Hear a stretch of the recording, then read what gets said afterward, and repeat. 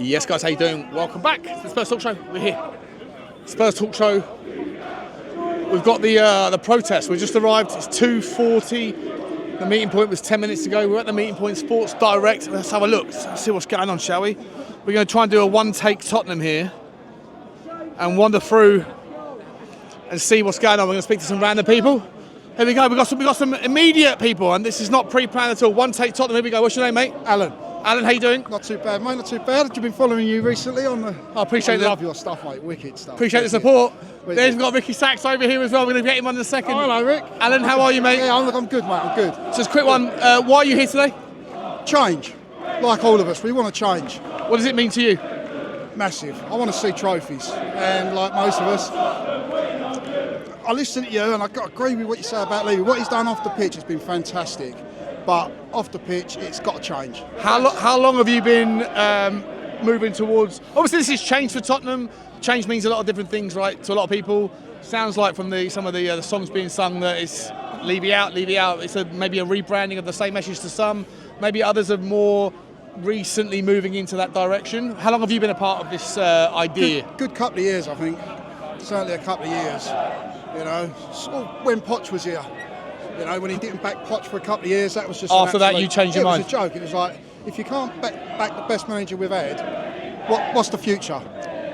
Do you subscribe to the notion that anyone but Daniel Levy will do, or do you have like a preference of a new owner? I think a bit of both, really, because I think, like what you've been discussing on your shows and that, if he was to step aside and do the business side and bring someone in for the footballing side, I don't have a problem with that, because what he's given us off the pitch is fantastic. It's just what he does on the pitch. So it's... But if we had new owners, I wouldn't say no. Well, anyone but him, though? Or is there a specific... Like I say, you know, would you like to see Qatar come in? There's rumours that's going to be... I've been wondering about it. I mean, I'm not fussed. It's just someone who's going to come in and change the philosophy. Focus on the football. Focus on the football and give us what we want on the football. Okay. And before I let you go, Alan, mate, I've got to go and interview anyone else that wants to get a slice of this. What do you think about today's game? It's 50-50, isn't it? Really is. Is it an important game in the grand scheme of things? I think so, yeah, for both of us. But for Ange, it's probably more for Ange than the other bloke. But yeah, it's 50-50. But I'm hoping for a 2-0 win. Speaking about Ange, just last thing I'll ask you. Ange in, Ange out? I like what everyone sort of says on your cast and all that. He's a lovely bloke. I like to see it work for him. But his in-field, in-game tactics and stuff like that, it's got to change, innit? But where'd you go? Dry market. Yeah, it's such a dry market. So are you okay seeing him out until the end of the season? I think that's the best option. Yeah. Get Poch back in 2 years or 18 months, whenever. Nice one. So, Alan, mate, reach out to me. If you fancy coming on the podcast, reach out to me, mate. Yeah, we'll do. Can I just take a quick picture of it? Yeah, of course, mate, yeah. Nice, Take care, mate. Take care. Boys, anyone want to get a word in? Yeah, why not? What's your name? Absolutely, Jack. Jack, I'm Sean. How you doing? Hang on a Oh, second. good. Nice to meet you. Nice to meet you too. Hang on 1 second. Let me put this down. We're going to put the vodka Diet Coke down and we're going to get back into real business. You need it for today. Yeah, today I do. I'm a little bit worried. Jack, how you doing, mate? I'm good, man. How are you? Good, mate. This is One Take Tottenham, so I don't know you. I don't know. I've not asked anyone. Why are you here today? Here for the game, to support the club, support the players, but we saw the protest and we had to come to this game, definitely. Are you over from Ireland? From Dublin, yeah. You flew over for the game Yeah. or for the protest? For both. We wanted to be a part of change and we also wanted to support the players. You can do both. You can support the club, support the players, but not support the owners. How long have you been? How old are you? I'm 23. So you have seen one trophy in your lifetime, but it was when you were a kid? Yes, my little brother wasn't even born when we won our last trophy, and I was 7 or something. How much of the Tottenham trophy drought do you put at the feet of the owner versus maybe other things that are outside of Tottenham's control, like what's happening with City and Chelsea and the money in football? Yeah, I think the vast majority of it is on the owner. I think he's monetised our misery. He's turned our club into a business, which for some degrees for income is great, but it's only good if you're spending the money on the football team. Like my main gripe from last week was King Charles was at the stadium and he threw an American football.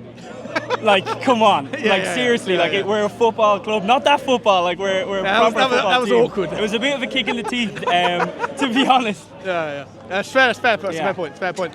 So, how long have you been Levy out then? I've been Levy out for years and years. The main point for me was when he sacked Jose. How would you say years and years?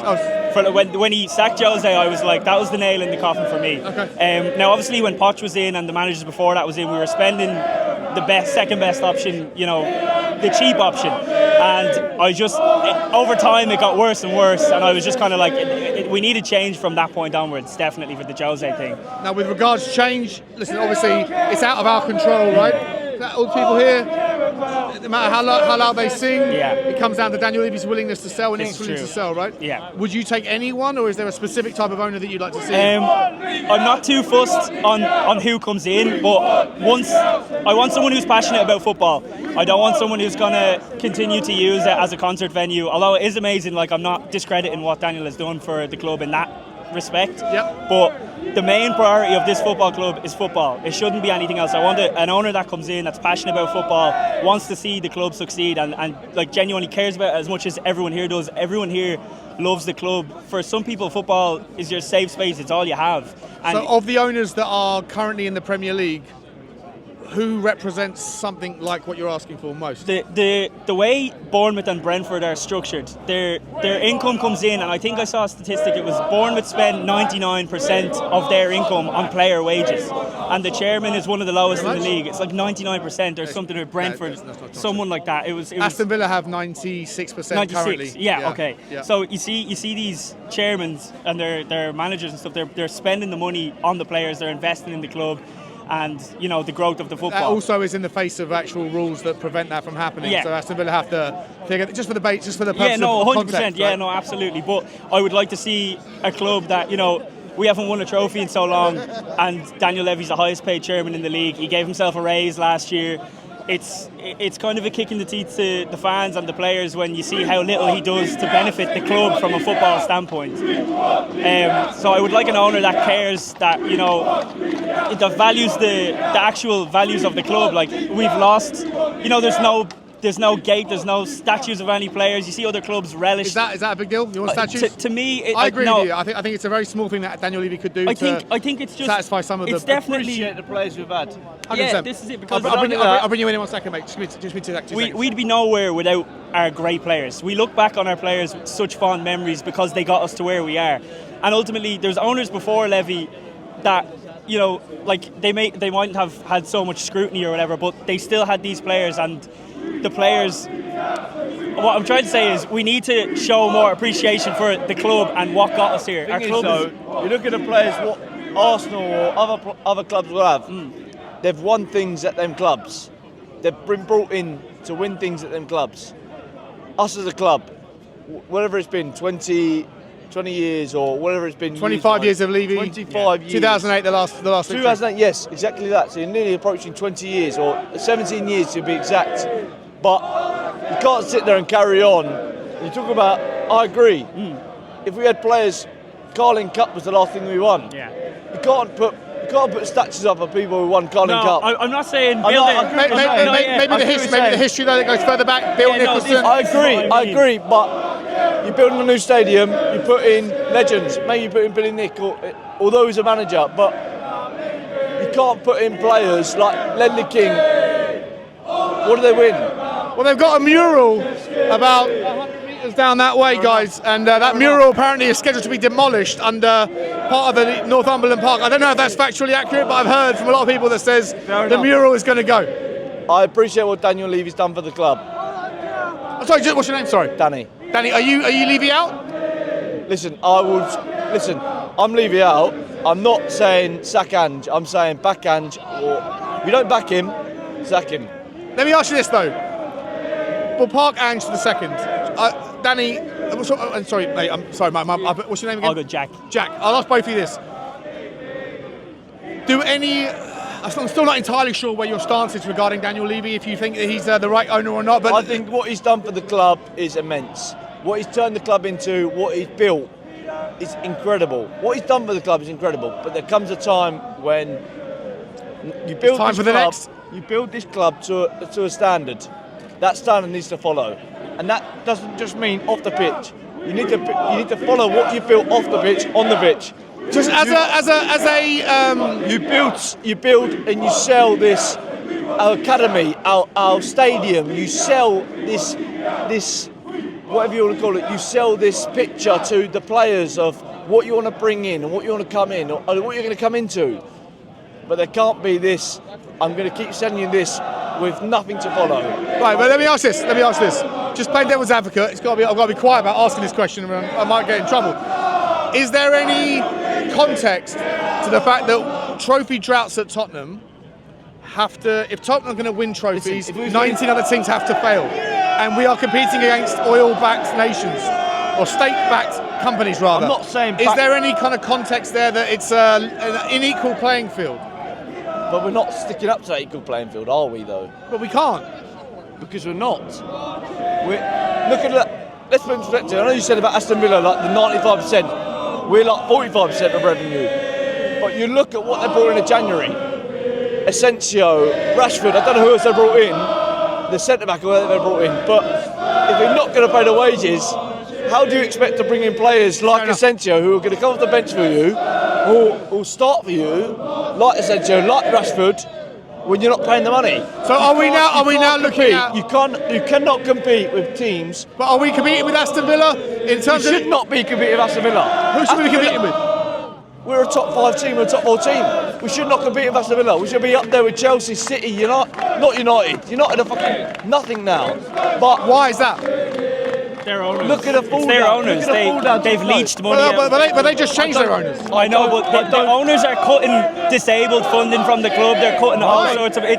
So you're Levy out. I'm Levy out. Would you have taken Sir Jim Ratcliffe as a new owner? Absolutely not. No. You wouldn't take it to Jim Ratcliffe? No. Because So what sort of owner? I'll go back to the question I asked you a minute ago. What sort of owner do you want? I want an owner that's passionate about the club, and I want an owner that's passionate about football. I don't want an owner that's going to cut corners at any degree. We have a game-changing stadium, but our game hasn't changed. We need to act like a big club. We have a £1 billion Our stadium. spending money has changed. In the 5 years Yes, before we we have moved into the spent- new we have stadium, spent money. we had an average net spend every Yes, year I of agree. £13 million. I agree. In the last We have 5 years, spent or the first 5 years of the new stadium, we spent £125 million a year. I agree. It has been a game changer. I agree. We spent spend money. it wrongly. I agree. We spent money. No, I'm not saying we spent wrongly. We spent money.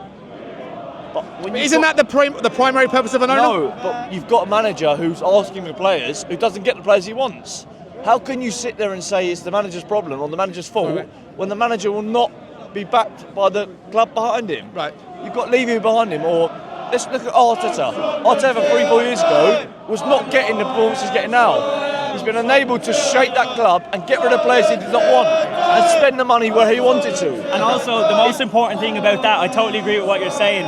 Arteta was given the time. We can't keep sacking managers 18 months in and then giving a new manager an old crop of players that doesn't fit his So you're philosophy. Anjin? 100% Anjin. And you're Anjin? Listen, I'm Anjin. When we got the players back from the injuries, I think now, from the time now to the end of the season, he's got the time now to prove why he should be in. If he does not prove why he should be there with the players coming back from injury, I'd say get rid of him. All right, boys, listen, guys, I've got to get other people on. This is already 15-minute interview. Appreciate you, mate. Danny. Thank you very much. Hey, very cool. You little Have fist a bump. good day, I'll man. see you on Spurs Talk Show, yeah? Get over. Thanks, boys.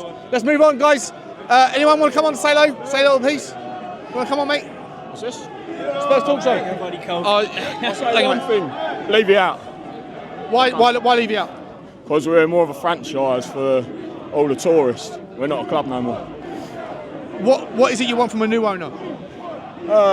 Backing of the managers instead of just sacking everyone. Give it 18 months, sacking and recycling it. Liverpool never sack Klopp. Arsenal down the road aren't sacking Arteta, and look at them now. Well, look at them now. What have they won? Yeah, but look at what they're doing. They're building to it. Liverpool didn't win it just like that. What sort of owner do you want to see? Is there a name you can provide us? Is there a country? Is there an organisation? Anyone but Levy. Anyone but Levy. Anyone. So Jim Ratcliffe? Probably do a better job than Levy. All Levy cares about is making this place a tourist. You go down there, you'll see NFL.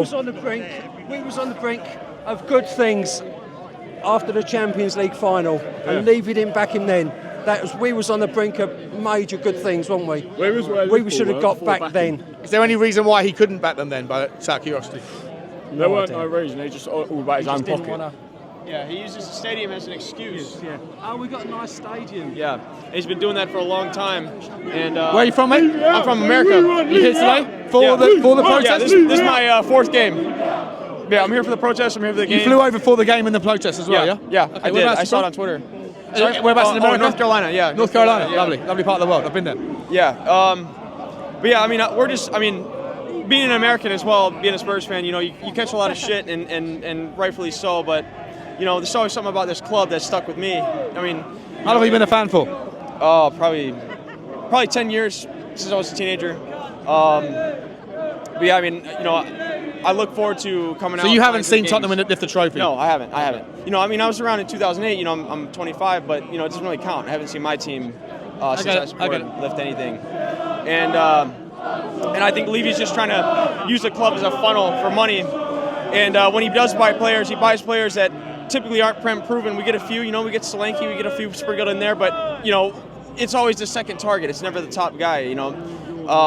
With the amount of money that we have, where the club ranks in terms of riches, I mean, we should be going after an Alexander Isak. Solanke's great, but these are the type of players we need if we're going to truly compete and win and challenge for silverware. Come on, I'll beat you on the second. Sorry. But yeah, I'm so sick of just being happy with top four. Do you think there's any argument to say that? I mean, Alex Isak wasn't the player that he is now when he signed for Newcastle, right? But when you look at teams like Manchester City that have the ability to essentially pick up the phone to the agent or whoever they want and say, hey, City are interested, is there a fair comparison between Tottenham's ability to sell the dream to someone like City when City have won 50% of all trophies in the last 12 years? Tottenham haven't won anything since 2008. True. And part of that rationale is because of state-backed clubs that own our competition. Well, some of that, I mean, like I said, there's talk of Qatar owners coming in and buying the club, and honestly... Would you be okay with that? I'd be more willing to try that, because I've seen what happens at City, and if people want to say they've spent money or have charges, whatever, they don't give a shit, because they've got Champions League, Premier League, FA Cups, they've got all that stuff. We have all these great things like the stadium. And so are we essentially saying then it doesn't matter how you get there, you just have to get there?